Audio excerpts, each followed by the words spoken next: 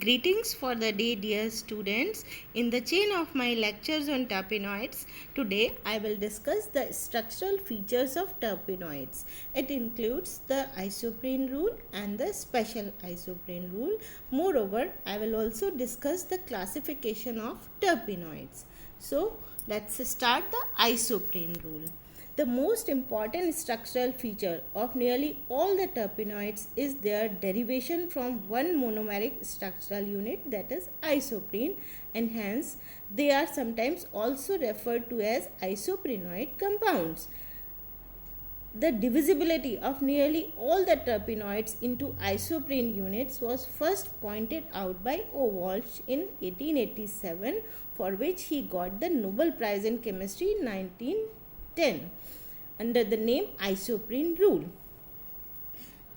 The isoprene rule states that the skeleton structures of all terpenoids are built up of isoprene units, and we know that isoprene is 2-methyl-1,3-butadiene, as we can see in its formula. The isoprene rule derived from the following facts. Number 1, the empirical formula of almost all the terpenoids is C5H8.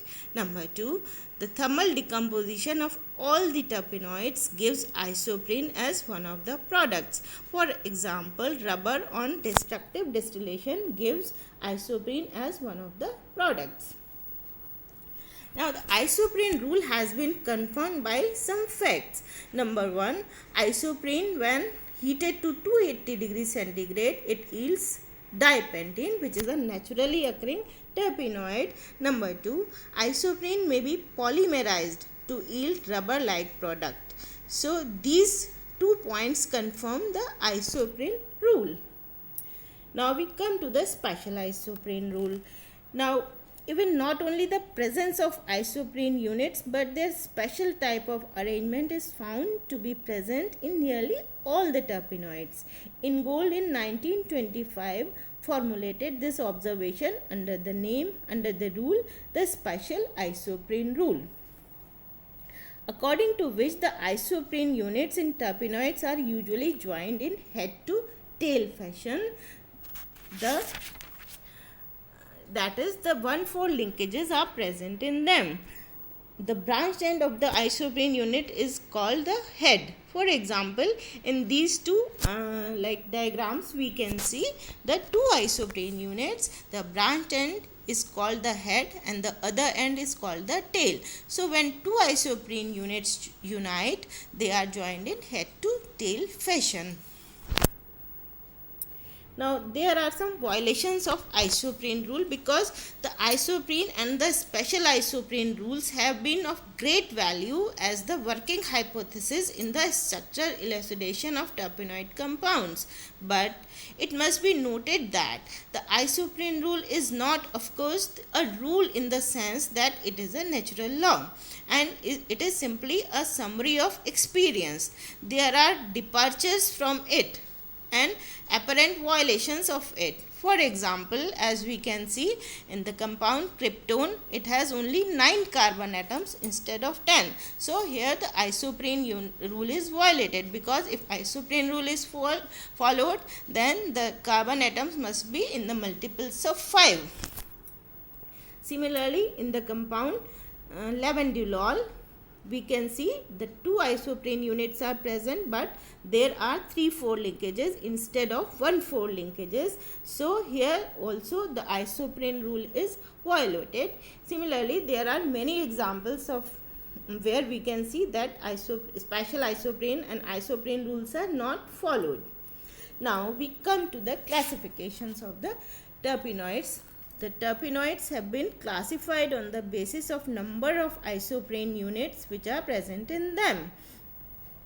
The chief classes, or we can say that based on the number of isoprene units, the terpenoids have been classified as, here we can see in this table the value of N, that means the number of isoprene units, and then the number of carbon atom and the class of terpenoid and its molecular formula.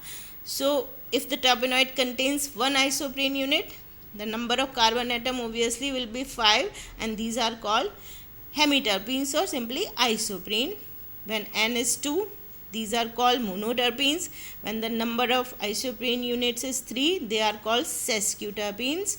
And when it is 4, they are called diterpenoids. Then when the number of N is 5, they are called sesteroids, and when it is 6, they are triterpenes. Then 8, they are called tetraterpenes, and when the number is greater than 8, they are called polyterpenes, and consequently their molecular formula varies accordingly.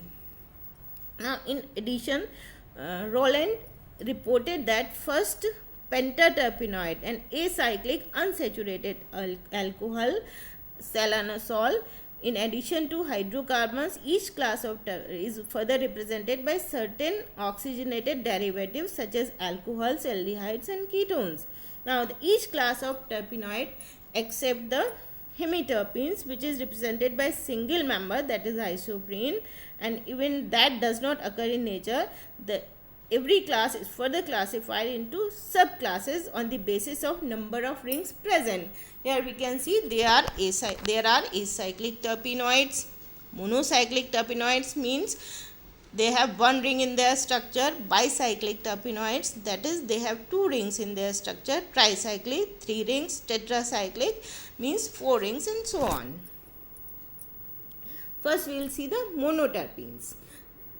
Monoterpenes are further divided as they are acyclic monoterpenoids. The examples are citronellal and citral. Then we see the monocyclic monoterpenoids. The examples are menthol and alpha-terpineol, that is they have one ring in the structure. Then we come to the bicyclic monoterpenoids. The size of the ring, that is 6-membered terpenoids, is the same in all these terpenoids, but the size of the second ring, it varies. On the basis of the size of the second ring, bicyclic monoterpenoids are further divided into 3 classes. That is, if it contains 6 plus 3 membered ring, that is one ring is 6 membered and the second ring is 3 membered. So here is the example of carene, or we can say it carene. And the second is when it contains 6 plus 4 membered ring, that is 6 membered ring, the other ring is 4 membered rings. Then this class includes the pinene. The examples are alpha-pinene and camphor. And third type is that which contains 6 plus 5 membered ring, that is the second ring is 5 membered ring. The examples are borane derivatives, which includes camphane, norborane derivatives, which include isocamphane, phencane and isobornylane. Now we come to the second class of terpenoids, that is sesquiterpenoids. These are further subdivided. There are acyclic sesquiterpenoids, that is example is farnesol.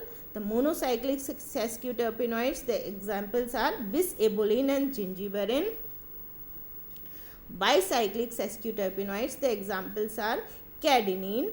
And the tricyclic sesquiterpenoids, the examples are cendrol and cardine, or we can say cyrdine. Now we come to the diterpenoids. Diterpenoids, as we know, it contains 4 isoprene units. Now it is further subdivided as acyclic diterpenoids. The example is phytol. Monocyclic diterpenoids, the example of it is vitamin A. Dicyclic diterpenoids, the example is agathic acid. Tricyclic diterpenoid, the example is abitic acid. Now we come to the triterpenoids. As the name indicates, it contains 6 isoprene units. Acyclic triterpenoids contain they have open chain structure, and the example is squalene. Tricyclic triterpenoid, the example is amberine. Tetracyclic triterpenoid, the example is lanosterol. And pentacyclic triterpenoid, the example is amyrine.